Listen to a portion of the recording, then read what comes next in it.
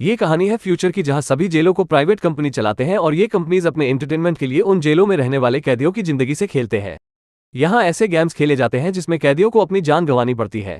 तो कहानी की शुरुआत में कुछ नए कैदियों को चाइना के एक फेडरल जेल में लाया जाता है। उन कैदियों को एक लाइन में खड़ा कर दिया जाता है और उनसे उनका नाम और जुर्म पूछा जाता है। उन कैदियों में 20 साल का लड़का रिकी भी था, जिसको मर्डर करने के जुर्म में 10 साल की सजा हुई है। रिकी बाकी कैदियों की तरह गार्ड्स का जुर्म नहीं सहता और उसके मन में जो आता है वो वही करता है।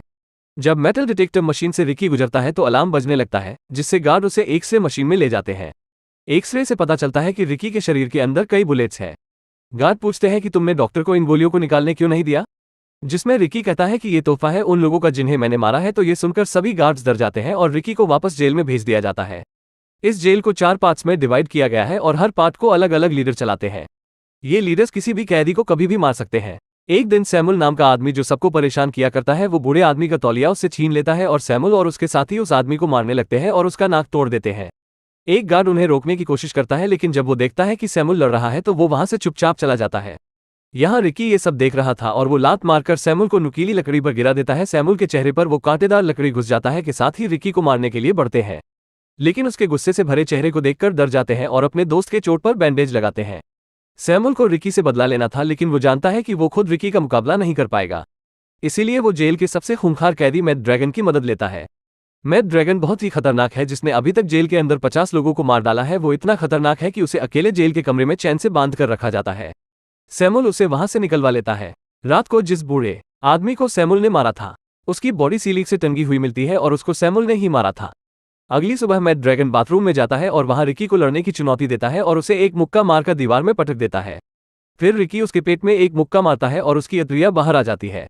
वैसे ही जब सैमुअल लड़ाई के बीच आता है तो रिकी उसके पेट में मुक्का मारकर छेद कर देता है। यहाँ ऐसा लगता है कि जैसे खून की नदियां बह गई हो, पर गार्ड रिकी को कुछ नहीं करते।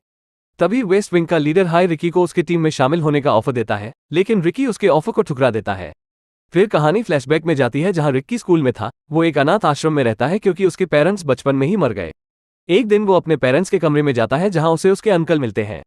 उसके अंकल एक कुंफू मास्टर है और वो रिकी को भी कुंफू की कला सिखाते हैं। उस दिन के बाद से ये दोनों ग्रेवयार्ड में कुंफू की ट्रेनिंग करते हैं। यहाँ तक कि रिकी कुंफू सीखने के लिए स्कूल भी छोड़ देता है और जब वो एक बड़े से पत्थर को अपने चेस्ट से तोड़ देता है तब उसकी ट्रेनिंग पूरी हो जाती है। अब कहानी वर्तमान समय में आ जाती है, जहां रिकी को जेल के असिस्टेंट वार्डन के पास ले जाया जा रहा है, जिसका नाम हुक है। उसके दाएं हाथ की जगह एक हुक लगा है और उसका एक आंख भी नकली है। जब हुक को पता चलता है कि रिकी ने बाकी लोगों के साथ क्या किया है तो वो गुस्से से लाल हो जाता है और वो अपने हुक को रिकी के हाथ में घोंप देता है और उससे पूछता है कि वो इतना ताकतवर कैसे हुआ। जब रिकी उसका जवाब नहीं देता तो वो रिकी की गर्लफ्रेंड की फोटो निकालकर उसका मजाक उड़ाने लगता है।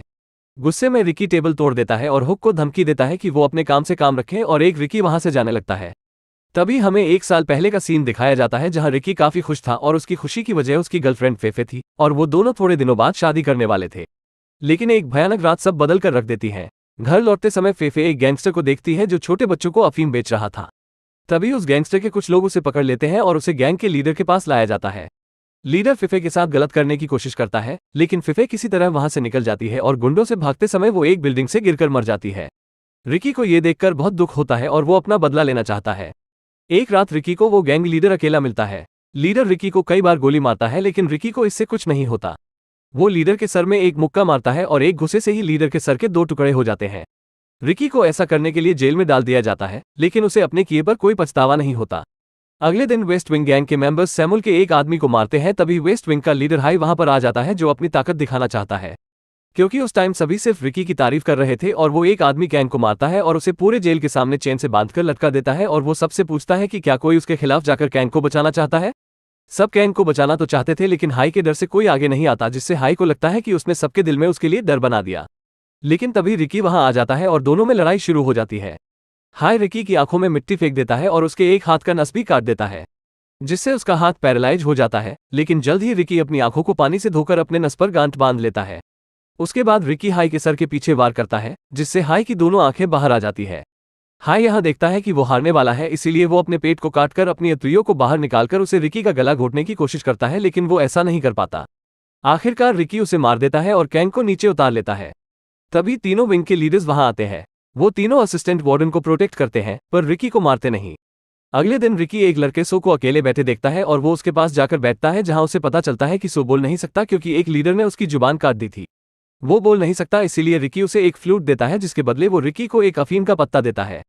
रिकी सो से पूछता है कि उसे ये अफीम के पत्ते कहाँ से मिले। तब उसे पता चलता है कि साउथ विंग का लीडर और हुक जेल के साउथ विंग में अफीम की खेती कर रहे हैं, जिसे स्कूल के बच्चों को बेचा जाता है। फेफे की मौत भी अफीम के कारण हुई थी, इसीलिए रिकी उस अफीम की खेती को बंद करने का ठान लेता है। सो की दोस्ती रिकी से हो गई थी, इसीलिए लीडर सो को पकड़कर उसकी पूरी चमड़ी उखाड़ देते हैं और उसे मारकर बाहर फेंक देते हैं। रिकी को यह देखकर बहुत दुख होता है। रात को रिकी साउथ विंग में जाता है और वहां पूरी अफीम की खेती में आग लगा देता है। आग इतनी बढ़ जाती है कि वो रखे स्टॉक को भी जला देती है।